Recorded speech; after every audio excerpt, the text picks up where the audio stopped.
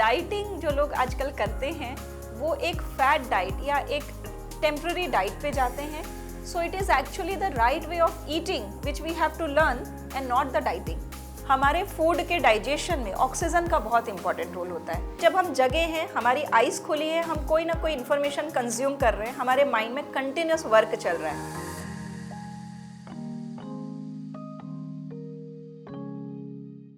नमस्कार, बहुत स्वागत है आपका एशियन न्यूज़ में. मैं हूं आपके साथ ललिता चक्रधारी. आज के इस खास कार्यक्रम द हेल्थ टॉक में आपका बहुत स्वागत है. आज हम बात करेंगे एक डाइटिशियन से जो कि वेलनेस एक्सपर्ट है और उन्हें बेस्ट लेडी आयरन अवार्ड भी मिल चुका है. हमारे साथ मौजूद है द शिल्पी गोयल. शिल्पी गोयल, आपका बहुत बहुत स्वागत है हमारे इस चैनल में एशियन न्यूज़ में. सबसे पहला जो सवाल है, आप एक डाइटिशियन हैं और डाइटिशियन में हम डाइट को लेते हैं और डाइट से हम सबसे पहले सवाल निकालते हैं कि डाइटिंग कितना ज़रूरी है और डाइट क्या होता है, प्रॉपर डाइट क्या होता है, लोगों को बताएंगे. करेक्ट. तो डाइट जो वर्ड है उसका एक्चुअल मीनिंग है the food which we eat. And dieting word को लोग आजकल गलत तरीके से लेते हैं. डाइटिंग का मतलब समझते हैं कम खाना या नहीं खाना, जबकि it is the right way of eating. And ये जानना लोगों के लिए बहुत ही ज़्यादा ज़रूरी है. इनफैक्ट मैंने एक बुक भी लिखी है, टेक अ शिल पिल, जिसमें मैंने ये बताया है कि diet is not just what you eat, it is also what you breathe as an air, what you drink as water, what you take as sunlight, what you consume as good thoughts. तो जल, वायु, पृथ्वी, अग्नि, आकाश, ये पांचों चीज़ें हम लेते हैं किसी ना किसी रूप में, और इन सब की राइट क्वांटिटी एंड क्वालिटी ही आपकी राइट डाइट है, और इसका संतुलन ही है जो हमें बनाना है. जी, तो डाइटिंग जो आज लोग कर रहे हैं वो किस तरह से, उन्हें खाना को पूरी तरह से छोड़ देना डाइटिंग है या फिर कुछ और? बिल्कुल भी नहीं. डाइटिंग जो लोग आजकल करते हैं वो एक फैट डाइट या एक टेम्पररी डाइट पे जाते हैं, जबकि अगर राइट वे ऑफ ईटिंग सीख लिया जाए तो डाइटिंग की कहीं कोई ज़रूरत नहीं पड़ती, कोई गुंजाइश नहीं है. So it is actually the right way of eating which we have to learn and not the dieting.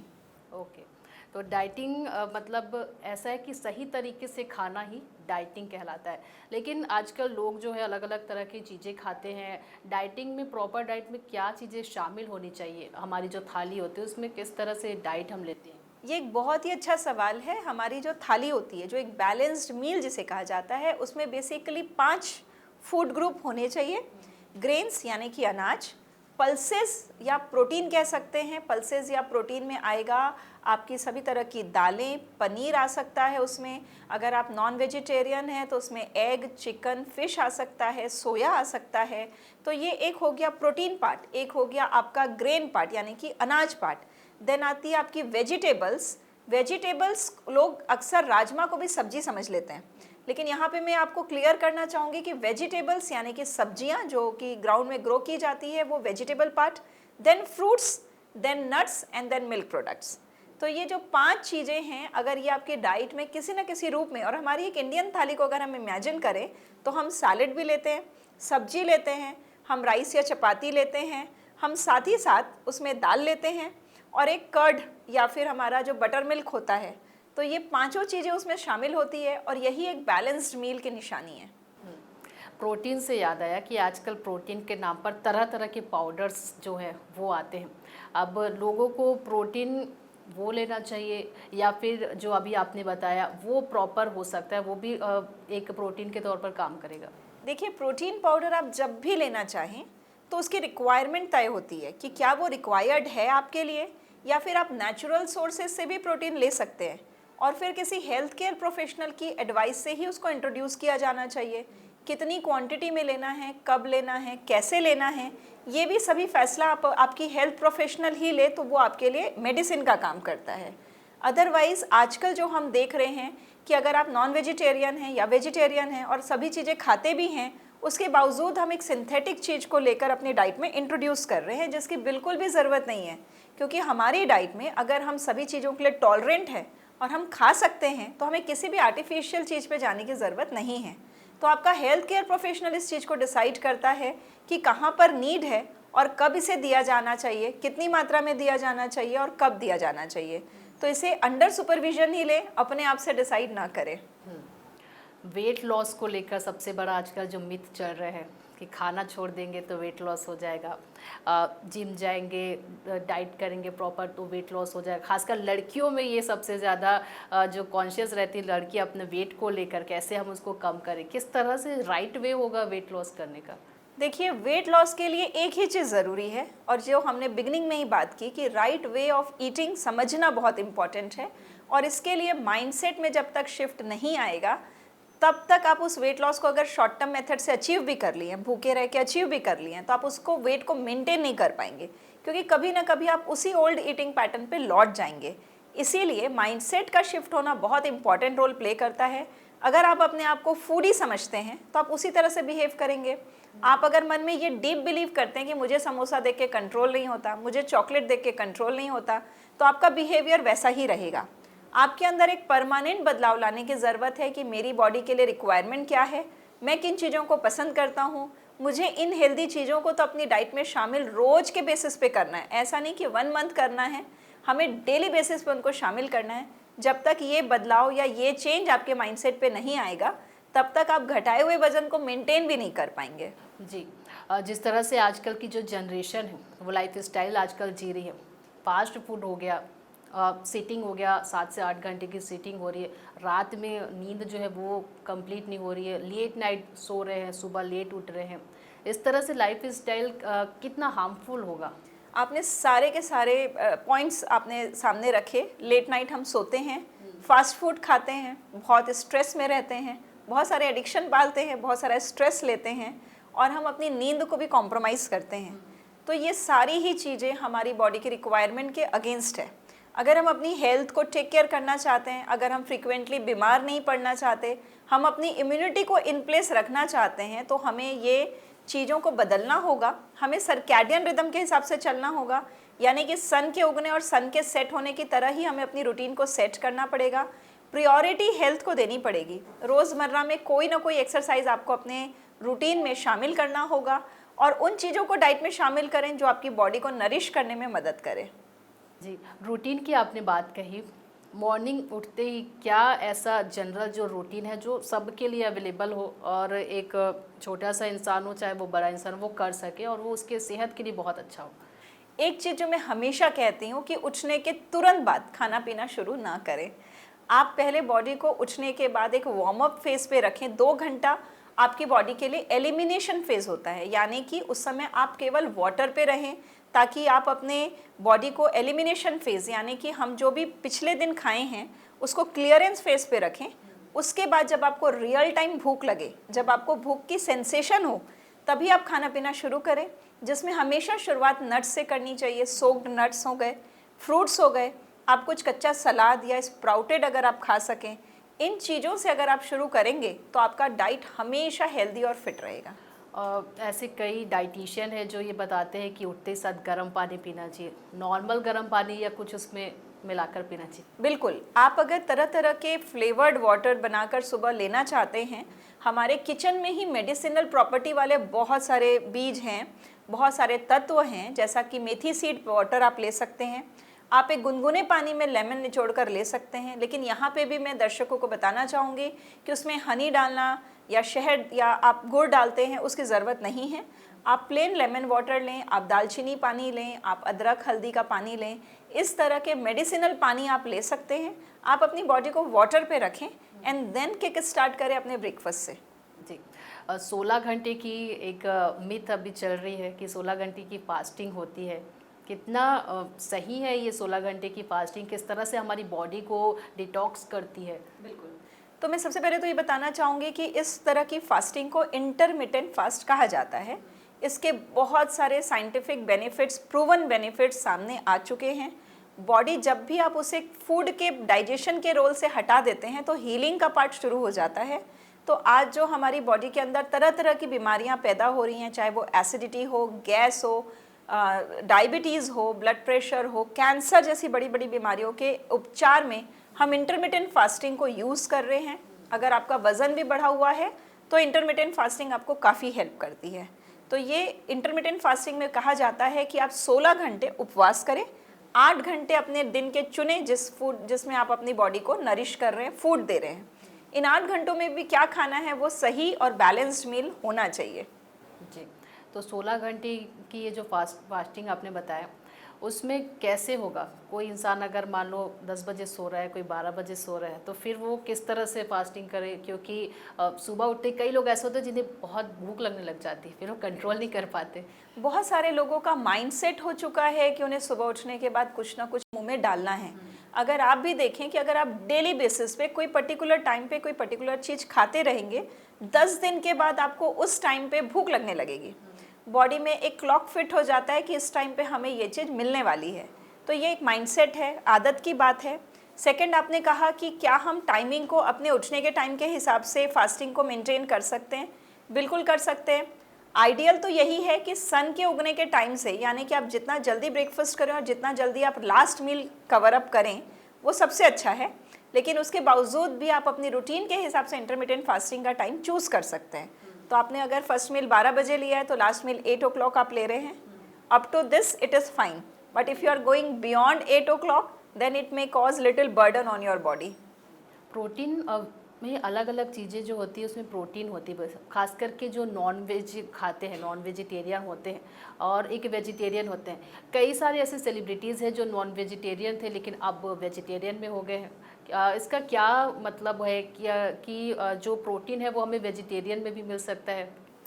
बिल्कुल, ये कहा जाता है कि जो नॉन वेज है दैट हैज़ एसिडिक टेंडेंसी, हमारी बॉडी को एसिडिक बनाता है। जितने भी एनिमल प्रोटीन्स हैं including milk, cheese, paneer, egg, chicken, beef, fish, सभी चीज़ें, इन सभी की एसिडिक टेंडेंसी बॉडी को एसिडिक बनाते हैं। तो अगर आप उसे डाइट में इंक्लूड भी कर रहे हैं तो उसको वेजिटेबल के साथ कंबाइन करें, 4 गुने वेजिटेबल के साथ 1:4 का रेशियो रखें। और बहुत सारे लोगों ने इस बात को जानने के बाद नॉनवेज या एनिमल फूड, एनिमल प्रोटीन अपनी डाइट से पूरी तरह से हटा दिया है। ऐसी पॉपुलेशन को वीगन कहा जाता है, मतलब उनकी डाइट में मिल्क और मिल्क प्रोडक्ट्स भी नहीं रहते हैं, पर उसके अपने साइड इफ़ेक्ट्स हैं, क्योंकि जो विटामिन B12 होता है वो केवल एनिमल किंगडम में पाया जाता है। तो ऐसी पॉपुलेशन को फिर B12 के सप्लीमेंट्स लेने पड़ते हैं, क्योंकि उनके लिए B12 का कोई भी सोर्स शेष नहीं रह जाता है। तो मैं ऐसा बिलीव करती हूँ कि हम लाइफ में हमेशा प्रैक्टिकल और फ्लेक्सिबिलिटी को मेंटेन करें। हर चीज़ की जगह हो लेकिन राइट कॉम्बिनेशन में हो और राइट तरीके से हम उसको लें, किसी भी चीज़ की अधिकता ना रहे। चाय, आजकल चाय लोग उठते ही साथ पीने लग जाते हैं। मतलब खाली पेट हो, बिस्तर में रहे, हमें चाय चाहिए। कई बार हमने यहाँ भी हम रहते हैं ऑफिस में तो कई लोग ऐसे हैं जो जिनको चाय चाहिए सुबह, और बिना चाय के फिर माइंड फ्रेश नहीं रहता है, ऐसा कहना है। कितना हानिकारक है या लाभदायक है चाय मॉर्निंग खाली पेट ऐसा पीना? देखिए, चाय अगर फर्स्ट चीज़ ले रहे हैं इन द मॉर्निंग तो ये आपके लिए नुकसानदायक है, क्योंकि चाय में कैफ़ीन होता है, शुगर होती है, मिल्क होता है, तीनों की ही प्रॉपर्टी इन्फ्लेमेटरी है। और फिर लोग चाय के साथ कभी बिस्किट, कभी सुहाली, कभी कुछ ऐसी चीज़ें भी ले लेते हैं जो अगेन उनकी इस डैमेज को या इस नुकसान को बढ़ा देती है। तो अर्ली मॉर्निंग तो टी पीने से आपको बचना चाहिए। दिन भर में एक काउंट रखें कि हम कितनी बार टी ले रहे हैं, क्योंकि जितनी बार आप टी लेते हैं आपकी बॉडी में से वाटर कंटेंट हटता है, आपकी बॉडी डिहाइड्रेट होती है, आप एडिक्शन में जाते हो, टी के कैफ़ीन के एडिक्शन में जाते हो। टेम्पररीली आपका ब्लड प्रेशर थोड़ा सा रेज होता है, तो जो ब्लड प्रेशर के मरीज हैं उनको भी टी बहुत ज़्यादा सेवन नहीं करनी चाहिए। ये आपका एपेटाइट किलर का भी काम करता है। तो कई बार आप अच्छी चीज़ों को लेने की बजाय आप चाय लेके अपनी भूख को पोस्टपोन करते जाते हैं। दिन भर की चाय पे काउंट रखें। दिन भर में अगर आप 2 स्मॉल कप टी भी ले रहे हैं तो इट इज़ एक्सेप्टेबल, बट उसके ऊपर की सभी चाय को आप ट्राई करें कि हम ग्रीन टी से रिप्लेस करें। लोगों को पीना है, गर्म टेस्ट लेना है, तो they can always go for herbal tea, homemade teas या फिर ग्रीन टी। शाम की छोटी भूख रहती है, उसे खाने के लिए लोग फिर चलो समोसा खा लेते हैं, गुपचुप खा लेते हैं, ऐसा करके शाम की जो छोटी छोटी भूख होती है उसमें हम ये सब खा लेते हैं। उसकी जगह पे क्या ऐड कर सकते हैं? ये बहुत ही प्यारा, अगेन बहुत ही अच्छा सवाल है, क्योंकि शाम को जब हम समोसा खा लेते हैं, बाहर से फूड मंगा लेते हैं, वो टाइम पे एक्चुअल भूख होती है और उस टाइम पे हम बाहर का जंक फूड खा लेते हैं, तो हमारा डिनर भी पोस्टपोन हो जाता है, और डिनर पोस्टपोन होता है तो हमारी नींद पोस्टपोन होती है, और इस तरह से पूरा विशियस साइकिल ख़राब हो जाता है। हमारे सोने का, उठने का रूटीन सारा डिस्टर्ब हो जाता है। आप मेक श्योर करें कि आप लंच के 1 घंटे बाद से वाटर इनटेक बढ़ाएं। पानी पीने से आपका एक बॉडी में हाइड्रेशन मेंटेन रहेगा। कई बार चिया सीड पानी को ऐड करना भी बहुत फलदायक होता है, आपको भूख का एहसास कम होता है। अगला बहुत अच्छा स्नैक है फ्रूट्स। हम दिन भर इग्नोर करते हैं, हमारे पास फ्रूट्स के लिए कोई टाइम नहीं होता। शाम एक अच्छा वक्त है जब आप एक फ्रूट प्लैटर को एंजॉय कर सकते हैं। आप हैंडफुल ऑफ नट्स ले सकते हैं। I will not say anything about biscuits क्योंकि ये हार्मफुल है आपकी बॉडी के लिए। You should go for nuts and fruits. इसके अलावा मैंने जैसा कहा कि फ्लेवर्ड वाटर, एक्चुअली आपको कुछ भी खाने की नहीं रखना चाहिए शाम के समय, सो दैट आप अर्ली डिनर फिनिश कर लें। आपकी हेल्थ के लिए ये बहुत बेनिफिशियल होगा। अर्ली डिनर वाली बात है और अभी ये बहुत चलता है 6 बजे के बाद कुछ नहीं खाने। कई सारे सेलिब्रिटीज़ जो है, खासकर अक्षय कुमार को ही हमने सुना है कि वो 6 बजे के बाद कुछ नहीं खाते हैं। तो क्या वर्किंग जो पर्सन है वो कैसे इसको मैनेज करे, जो जिनका वर्क है 8 बजे घर जाते हैं, 9 बजे जाते हैं, वो कैसे करें? देखिए, जहाँ चाह वहाँ राह। अगर आप इस चीज़ को ठान लेते हैं कि मुझे सूरज ढलने के समय तक अपना डिनर फिनिश करना है, तो you can always carry it in your tiffin and you can have it at your office place, work place. तो मैं ये स्ट्रांगली बिलीव करती हूँ कि हम भी बहुत सारे ऐसे लोगों को देख रहे हैं, काउंसलिंग कर रहे हैं, जो इस चीज़ को करके दिखा रहे हैं, जो शाम को 6 बजे तक अपना लास्ट मील ले लेते हैं and they feel absolutely energetic. Next day तक बहुत एनर्जेटिक फील करते हैं। उन्होंने अपने बहुत सारे हेल्थ प्रॉब्लम को रिवर्स कर लिया है। तो अगर आपके अंदर चाह है तो आपको राह 100% नज़र आ जाएगी। लेकिन अगर ये आपके लिए बहुत ही अनअचीवेबल है तो 6 बजे ना लेके as early as possible 7-8 o'clock तक भी आप अपने डिनर को अगर फिनिश कर लें। और अगर आपका डिनर 9-10 बजे तक पोस्टपोन हो रहा है तो I will directly advise you to take some healthy meal at 6 o'clock at office and then you can have just soup when you reach your home. 6 बजे वाला कॉन्सेप्ट कैसा, मतलब शरीर में किस तरह से काम करता है ये 6 के बाद या 6 के पहले वाला खाना जो डिनर है? हमारी बॉडी जैसे जैसे सन सेट होता है, एटमॉस्फेयर में कार्बन डाइऑक्साइड की मात्रा बढ़ने लगती है, ऑक्सीजन का लेवल कम होने लगता है। हमारे फूड के डाइजेशन में ऑक्सीजन का बहुत इंपॉर्टेंट रोल होता है। तो जैसे जैसे हम लेट नाइट खाना शुरू करते हैं वो उतना ही बॉडी पे लोड बनता है, हमारी डाइजेशन की कैपेसिटी कम होती जाती है, डाइल्यूट होती जाती है। तो actually body is set and designed for rest and digest. तो उस समय पर जब हम ओवरलोड करते हैं फूड का तो वो आपकी बॉडी के लिए बहुत हार्मफुल हो जाता है। तो सनसेट होने के बाद actually body is ready for rest and digest. लेकिन अभी हमने क्या किया, हमने आर्टिफिशियल अपनी लाइटें क्रिएट कर ली हैं, लाइट्स क्रिएट कर ली हैं, हमारे पास मोबाइल फ़ोन होते हैं, नेटफ्लिक्स होता है, तो हम लेट नाइट तक जगते रहते हैं। तो ये हमारी बॉडी के नेचर के अगेंस्ट है। ग्लोइंग स्किन के लिए क्या करें? क्योंकि आजकल इतने सारे प्रोडक्ट्स आ गए हैं कि इसको लगाओगे आप ग्लोइंग हो जाओगे, आपकी स्किन ग्लो करेगी। लेकिन कितना ये सही है? क्या अंदर से हमें फिट रहेंगे तभी ग्लो आएगा या फिर बाहरी जो प्रोडक्ट्स है उससे भी कुछ होता है? कहा जाता है कि आपकी स्किन आपकी हेल्थ का आईना है। अंदर से आप कैसा अपनी बॉडी को नरिश कर रहे हैं। अगेन मैं आपको अपनी बिगनिंग बात पे लेकर आऊँगी कि जल, वायु, पृथ्वी, अग्नि, आकाश, ये पांचों की राइट कॉम्बिनेशन आपने बॉडी में कैसे डाली है। अगर आप पानी की कमी रखेंगे स्किन डिहाइड्रेटेड रहेगी। सन एक्सपोजर भी ज़रूरी है हमारे स्किन को दमकने के लिए। हमें ऑक्सीजन भी उतना ही ज़रूरी है अपनी स्किन को रिफ्लेक्ट करने के लिए।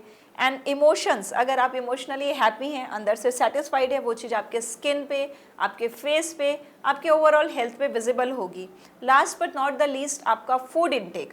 आपका फूड जितना एनरिच्ड होगा, अगर आपकी रिक्वायरमेंट दिन भर की कैलोरी है 1200 आपने आइसक्रीम और कोल्ड ड्रिंक लेकर आपने पूरी कर ली, वहीं दूसरा पर्सन है जो डाइट में खूब सारे fruits, vegetable, nuts, seeds, green leafy vegetables, whole grains को शामिल करता है, तो आप दोनों के स्किन और उसके हेल्थ में ज़मीन और आसमान का फ़र्क होगा।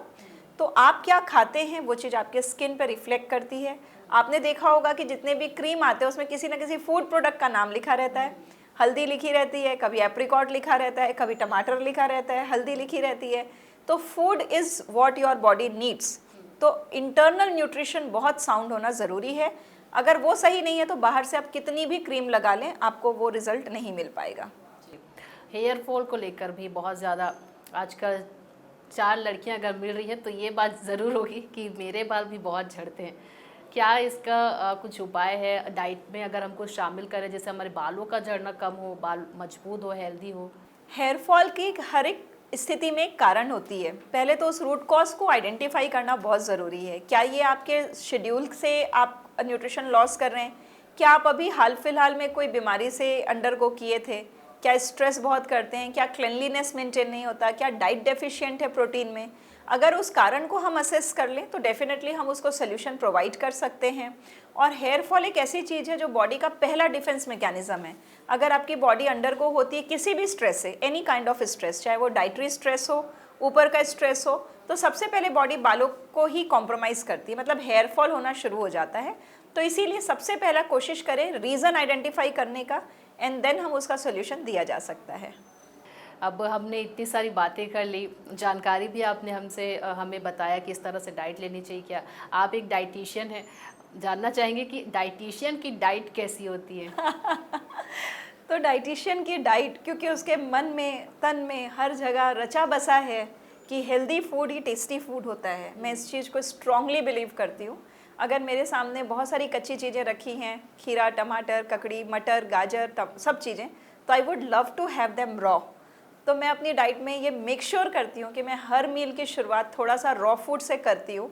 तो ये मुझे बहुत इंटरनल सेटिस्फैक्शन देता है।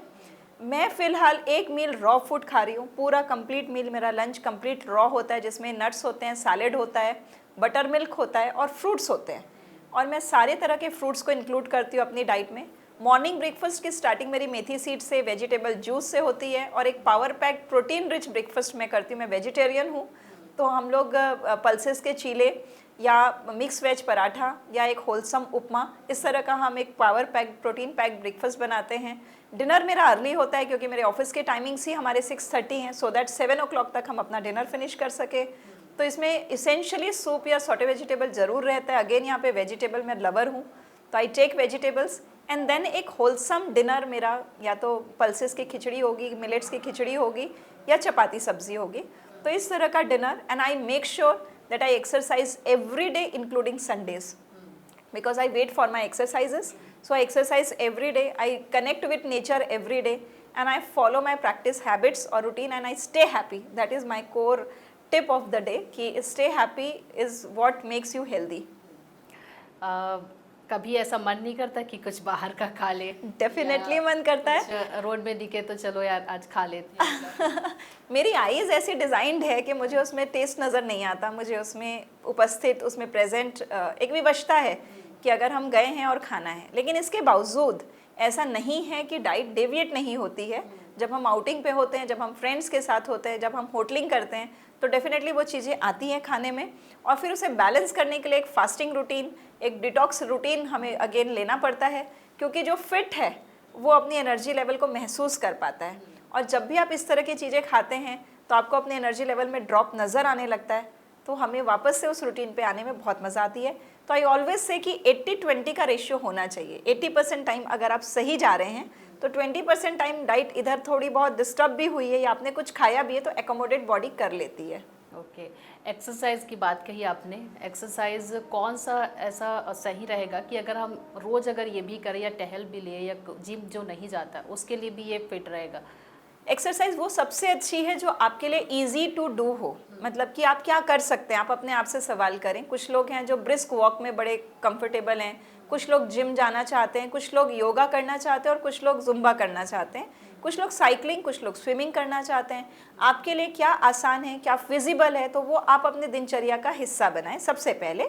लेकिन अगर आप पूछें कि इन सब में से बेस्ट क्या है, तो मैं डेफिनेटली स्विमिंग को बहुत प्रेफरेंस दूंगी, साइकिलिंग को काफ़ी प्रेफरेंस दूंगी। योगा मेरा फेवरेट है क्योंकि उसमें ब्रीदिंग जुड़ी हुई है, तो ब्रीथ के साथ साथ माइंड रिलैक्सेशन प्लस आप अपनी बॉडी को, फ्लेक्सिबिलिटी को इन्हांस करते हो। साथ ही साथ जितनी भी स्ट्रेंथ ट्रेनिंग एक्सरसाइजेस हैं, जितने भी स्पोर्ट्स एक्सरसाइजेस हैं, ये सब भी काफ़ी अच्छे हैं। तो मैं सोचती हूँ कि हर एक एक्सरसाइज का अपना एक रोल होता है जो आपको स्पीड देता है, स्ट्रेंथ देता है, स्टेमिना देता है या स्किल देता है। तो किसी भी चीज़ को आप शामिल करें बट सस्टेनेबिलिटी करें, मतलब कि कंटिन्यू करें, इंजॉय करें। आप डाइटिशियन हैं और लोगों को देखते हैं, कंसल्ट करते हैं, किस तरह से लोग मिथ लेकर आते हैं आपके पास, क्या क्या वो वजह लेके आते हैं, कारण लेके आते हैं आपके पास कि हमें ऐसा चाहिए, या आप कंसल्ट करते हैं लोगों को? मेरे पास लोग तब आते हैं जब वो खुद से हार चुके रहते हैं, जब उन्होंने सारे प्रयास कर लिए और सारे प्रयास फेल हो गए हैं, तो अब उनको अपनी हेल्थ कंडीशन से बाहर निकलना है। बहुत बार प्री डायबिटिक आते हैं, पीसीओडी के केसेस आते हैं, वज़न बढ़ चुका है बच्चों का, बड़ों का, कंसीव करना चाहते हैं, वज़न के कारण कंसीव नहीं हो रहा है। और आजकल हम बहुत सारे राइजिंग केसेस ऑफ कैंसर देख रहे हैं, जिसमें क्या खाएं कि हमारा हेल्थ ठीक रहे, वज़न ठीक रहे, और भी बहुत सारी फैटी लिवर की प्रॉब्लम लेकर आते हैं। और सभी लोगों के पास अपना एक माइंडसेट होता है, एक उनका ओल्ड ईटिंग पैटर्न होता है, जिसे हम काउंसलिंग के थ्रू रिपीटेडली मिलकर उनको करेक्ट करते जाते हैं। हम जानते हैं कि जो आदतें आपकी पिछले इतने सालों से थी वो एक रात को तो चेंज नहीं होंगी, तो आदत का चेंज होना इट टेक्स टाइम। तो इसके लिए हम कंटिन्यूस काउंसलिंग के प्रोसेस में उनको इन्वॉल्व करते हैं और उनको सही तरीका, सही ज़रिया बताते हैं। और इसके लिए हम एक रेसिपी वर्कशॉप भी कंडक्ट करते हैं अपने सेंटर में, कि वहाँ पे पर्सन आए और चखे कि हेल्दी फूड कैसा टेस्ट करता है। और जब वो टेस्ट करता है तो उसका माइंडसेट फास्ट चेंज होता है, उसे वो अपनी घर की डाइट में शामिल करता है, तो इस तरह से वो चेंजेस को अडॉप्ट कर पाता है। जी, आपने एक बुक लिखी है, शुरू में आपने कही द शिल्पिल, हाँ, द शिल्पिल आपने एक बुक लिखी है, उसके बारे में बताएंगे कि क्या है उस बुक में और कब आपको लगा कि ये ऐसी बुक लिखनी चाहिए? टेक अ शिल्पिल मैंने लिखी थी कोविड के तुरंत बाद। मैंने कोविड के दौरान अपने फादर को खो दिया था, और मुझे ऐसा लगा कि एक पॉजिटिविटी है उनकी दी हुई, पेरेंट्स की पॉजिटिविटी है मेरे अंदर, जो आज मुझे इतने लोगों को हेल्प करने में मदद करती है। ये केवल मेरा नॉलेज ऑफ न्यूट्रिशन नहीं है जिसके कारण मैं लोगों को मदद कर पा रही हूँ, बट एक पॉजिटिविटी है जो कहीं ना कहीं ऊपर रोल प्ले कर रही है। तब मुझे लगा कि इस बात को बुक के थ्रू पूरे लोगों तक पहुँचाया जाए। जब ऐसा पता चल रहा था कि लाइफ इतनी शॉर्ट है और कभी भी किसी का कोई भरोसा नहीं है, मुझे ऐसा लगा ये बात मेरे अंदर ही रह जाएगी तो शायद लोगों तक ना पहुंच पाए।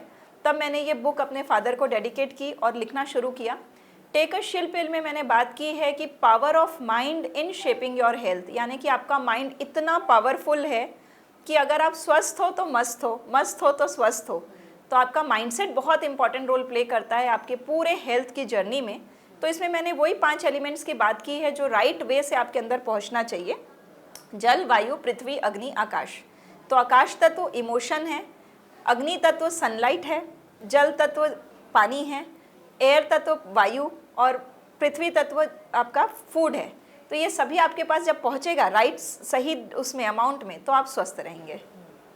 मेंटल हेल्थ की बात कही आपने, मेडिटेशन, कौन सा मेडिटेशन है जो एक थोड़ा सा रिलीव करेगा, हमारे माइंड को स्थिर कर सकता है, जो ज़्यादा हार्ड भी ना हो, नॉर्मल हो कि आम इंसान भी कर सके? देखिए, हम हमेशा 2 अवस्था में रहते हैं। कोई भी आम पर्सन 2 अवस्था में रहता है, या तो वो जगा रहता है या सोया रहता है। ये थर्ड पोजीशन है मेडिटेशन की, जब वो जगा भी है और डीप रेस्ट में है। ये बहुत इंपॉर्टेंट चीज़ है जो हर किसी को करनी चाहिए, क्योंकि जब हम जगे हैं, हमारी आइज़ खुली है, हम कोई ना कोई इन्फॉर्मेशन कंज्यूम कर रहे हैं, हमारे माइंड में कंटिन्यूस वर्क चल रहा है। जब हम सो गए हैं तो हम कुछ भी नहीं सोच पा रहे हैं। तो हम अगर एक जगे हुए सोई हुई अवस्था में हैं तो ये बहुत ही पावरफुल अवस्था है जब हमारी बॉडी चार्ज होती जाती है। तो मेडिटेशन बहुत अलग अलग तरह से कराया जाता है, लेकिन सबका गोल एक ही है कि आपके माइंड को उस पीस वाले लेवल पे पहुंचाना जहाँ पर आप रिलैक्स्ड हैं। आप देखिएगा जिस पर्सन के अंदर बहुत सारी बातें चलती रहती हैं, वो आंखें क्लोज करके 2 मिनट, 1 मिनट या 1 सेकंड भी बैठ नहीं पाएगा। तो ये बहुत बड़ी अचीवमेंट है कि हम अपने माइंड में इतने सारी चीज़ों को लेकर आंखें बंद करके सब कुछ नेचर को, प्रकृति को समर्पित करके एक ब्रीदिंग पे कॉन्शियस हो रहे हैं, या फिर हम अपने चक्रा पे कॉन्शियस हो रहे हैं। ये अलग अलग तरह से है, लेकिन सभी लोग एक ही तक लेकर आते हैं कि आप साइलेंट हो रहे हैं, आपके थॉट साइलेंट हो रहे हैं और आप रिचार्ज हो रहे हैं। जब हम मेडिटेशन करते हैं तो फिर कई लोग ऐसे होते हैं कि थोड़ा सा किए फिर झट से आँख खुल जाता है, उस टाइम में कैसा वो बैलेंस करना चाहिए उसको? ये इनिशियली सभी तरह की प्रॉब्लम फेस होएगी। हो सकता है ये भी हो कि आप मेडिटेशन करते करते सो गए। ऐसा भी हो सकता है कि मेडिटेशन करते करते अचानक कोई आवाज़ आई और आपने आंखें खोल दी। बट ये तभी तक है जब तक आप उस चीज़ को लर्न कर रहे हो। एक बार जब आप मेडिटेटिव स्टेट पे जाते हो, then you don't remember what your body was doing और what your body heard about, but आप उसी में रम जाते हो और ये आपको बहुत रिफ्रेशिंग फील देता है। जब आप बाहर आते हो तो ये आपको रिचार्ज कर देता है, क्योंकि हमारा माइंड बॉडी अलाइन होकर कनेक्ट हो जाता है सुपर पावर से। आपके डेली रूटीन में मेडिटेशन शामिल है? हाँ, बहुत कम समय के लिए है और मैं रेगुलरली नहीं कर पाती हूँ, बट रेगुलरली हम नेचर कनेक्ट करते हैं, जहाँ पर हम एक डांस परफॉर्म करते हैं। वो डांस आंखें बंद करके करते हैं और ये सब चीज़ें मुझे अलर्ट करती हैं कि मैं डेली बेसिस पे से करूँ। एक लास्ट कुछ संदेश हमारे दर्शकों को आप देना चाहेंगे, कुछ टिप्स देना चाहेंगे हमारे दर्शकों को? मैं यही बोलना चाहूँगी सभी को कि take care of your health before it's too late. हम हमेशा सोचते हैं कल देख लेंगे, परसों देख लेंगे, और जब तक डॉक्टर के पास भागने की नौबत नहीं आती हम अपने हेल्थ को ठीक नहीं करते हैं। ये गलत है क्योंकि prevention is always better than cure. तो आज का दिन, आज का समय आपके हाथ में है। आज के समय पे ही आप अपनी हेल्थ की चार्ज अपने हाथ में लीजिए और take your steps to betterment of your health. बिल्कुल, अपने सेहत का ध्यान रखना सबसे ज़्यादा ज़रूरी है, क्योंकि हमारे पास सब चीज़ आ जाए लेकिन अगर हमारे पास हेल्थ नहीं है, हमारे पास स्वस्थ शरीर नहीं है, तो फिर उन चीज़ों का मतलब नहीं रह जाता। तो ये थी हमारे साथ शिल्पी गोयल, जो कि फाउंडर है न्यूट्री शिल्प की और डाइटिशियन है, वेलनेस एक्सपर्ट है। हमारे साथ बातचीत की आपने हमारे साथ, और किस तरह से हमें अपने डाइट रखनी चाहिए, कैसी रूटीन फॉलो करनी चाहिए, छोटे छोटे जो टिप्स है वो आपने हमारे दर्शकों को बताया। तो इन सारी चीज़ों के लिए, जानकारी के लिए आपका बहुत बहुत धन्यवाद। Thank you. तो ये थे हमारे साथ डाइटिशियन शिल्पी गोयल, जो इन्होंने बताया कि किस तरह से हमें अपनी डाइट रूटीन रखनी चाहिए, कौन सी प्रोटीन लेनी चाहिए, कितनी मात्रा में लेनी चाहिए, कौन कौन सी चीज़ें हैं जिन्हें अवॉइड करना चाहिए और किन्हें अपने जीवन में शामिल करना चाहिए और खुश रहना चाहिए। ये सबसे बड़ी बात कही कि अंदर से जब हम खुश रहेंगे तभी जो हमारा शरीर जो है वो स्वस्थ रहेगा। इसीलिए खुश रहिए, मस्त रहिए और देखते रहिए एशिया न्यूज़। मिलते हैं नए एक्सपर्ट के साथ, तब तक देखते रहिए एशिया न्यूज़। नमस्कार। डाइटिंग जो लोग आजकल करते हैं वो एक फैट डाइट या एक टेम्पररी डाइट पे जाते हैं। So it is actually the right way of eating which we have to learn and not the dieting. हमारे फूड के डाइजेशन में ऑक्सीजन का बहुत इंपॉर्टेंट रोल होता है। जब हम जगे हैं, हमारी आइज़ खुली है, हम कोई ना कोई इन्फॉर्मेशन कंज्यूम कर रहे हैं, हमारे माइंड में कंटिन्यूस वर्क चल रहा है।